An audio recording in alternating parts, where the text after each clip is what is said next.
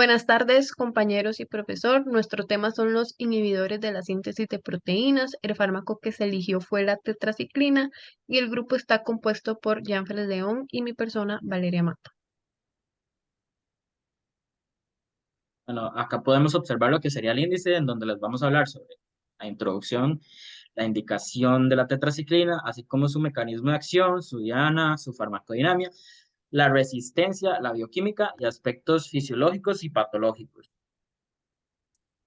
A manera introductoria, los inhibidores de la síntesis de proteínas, como lo dice el nombre, van a inhibir la síntesis de proteínas y además estos pueden ser agentes antibacterianos o pueden ser toxinas.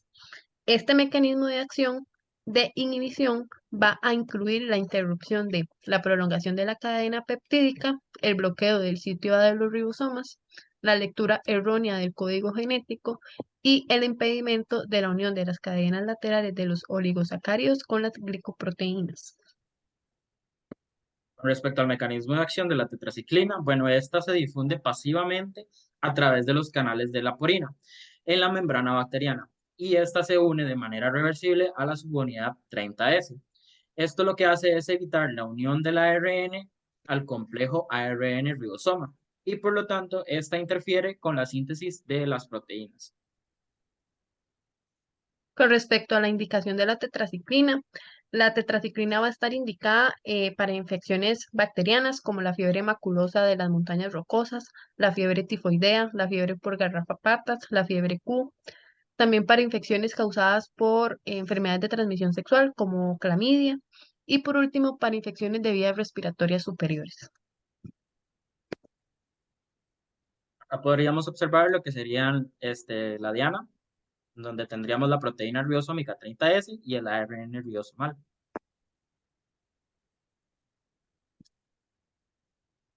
Con respecto a la farmacodinámica de la tetraciclina va a ser un antibiótico de acción corta que va a inhibir el crecimiento bacteriano al inhibir la traducción. También se va a unir a la subunidad ribosomal 30S y va a evitar que el aminoácido transferasa se una al sitio A del ribosoma. Esta también se une en cierta medida a la subunidad ribosomal 50S y esta unión es de naturaleza reversible. Además, la tetraciclina puede alterar la membrana citoplasmática de las bacterias, provocando la fuga de contenidos intracelulares como los nucleótidos de la célula. La resistencia a los antibióticos, saber que la resistencia a fármacos por parte de las bacterias va a implicar una inactivación o una modificación de un sustrato, también una alteración de la diana o una disminución de la concentración del propio sustrato. Esta resistencia puede ser natural o adquirida y puede ser por una mutación espontánea o por una adquisición de un gen que tenga una resistencia exógena. Además, también se puede mencionar que para conseguir destruir o inhibir los microorganismos de los antibióticos, deben atravesar la barrera superficial de la bacteria y después fijarse sobre su diana, sobre alguna de las estructuras o mecanismos bioquímicos que les son necesarios para multiplicarse o para sobrevivir. Los mecanismos de acción de los antibióticos son diversos y a veces múltiples, pero todos operan en alguno de los siguientes puntos, impidiendo la síntesis de ácidos nucleicos, impidiendo la síntesis de proteínas o de la pared celular, o bien también alterando la membrana celular de la bacteria sobre las que actúan. La resistencia a la tetraciclina se produce casi exclusivamente por estos tres mecanismos, que serían la protección ribosomal, las bombas de flujo y la inactivación de enzimas. Con respecto a la protección ribosomal se va a dar por medio de una unión de una proteína citoplasmática con el ribosoma. Y esto va a impedir que la tetraciclina se una a esta diana. Y uno de los genes que están implicados en la protección ribosomal es el TET-M. Luego con las bombas de eflujo, estas van a ser proteínas que se van a encargar del transporte de distintos compuestos desde el interior de las bacterias hacia el exterior de ellas y van a contribuir de esta forma con la resistencia antimicrobiana.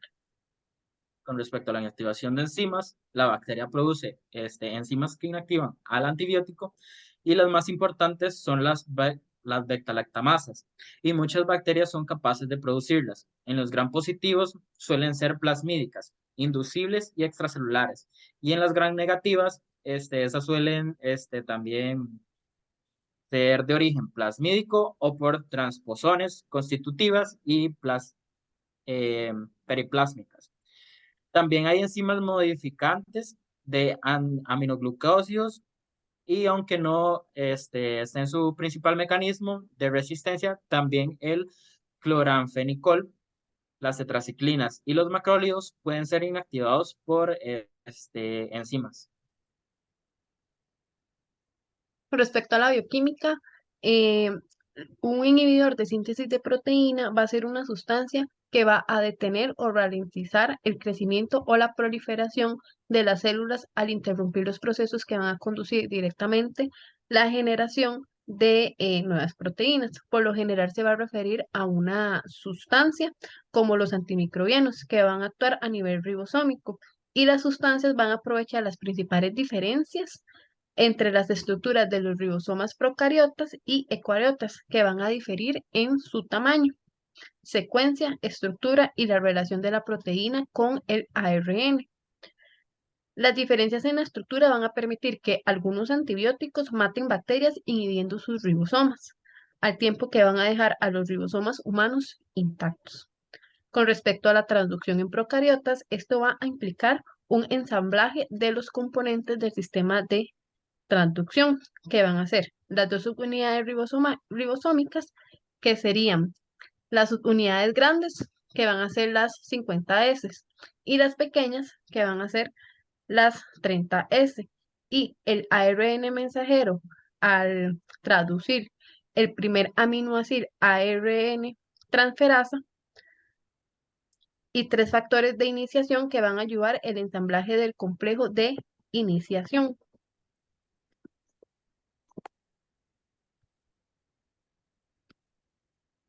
Para seguir hablando sobre la bioquímica, el ribosoma tiene tres sitios.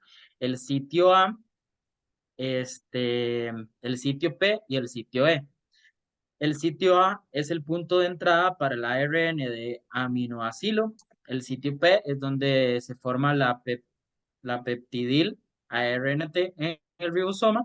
Y el sitio E es el sitio de salida del ARN, ahora no cargado, después de que su aminoácido a la cadena peptídica está en crecimiento. Con respecto a algunos aspectos fisiológicos y fisiopatológicos de la tetraciclina va a poseer un amplio espectro frente a gérmenes gram positivos y gram negativos, habiéndose comprobado su actividad in vitro entre otros frente a los microorganismos siguientes, como las rickettsias, el Mycoplasma pneumoniae, clamidia, el Vibrio cholerae, bacteroides, Bruselas, Escherichia coli, Enterobacter, Clostridium y Bacillus. También muchas cepas han mostrado resistencia a la tetraciclina, por lo que antes de iniciar el tratamiento se debe efectuar un antibiograma. Y cuando la penicilina va a estar contraindicada, la tetraciclina va a ser el antibiótico alternativo en el tratamiento de estas infecciones.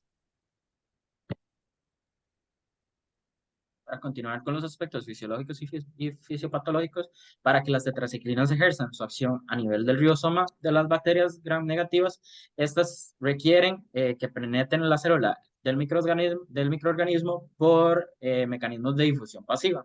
Esto a través de los canales hidrófilos, que serían las porinas, y por procesos de transporte activo dependiente de energía.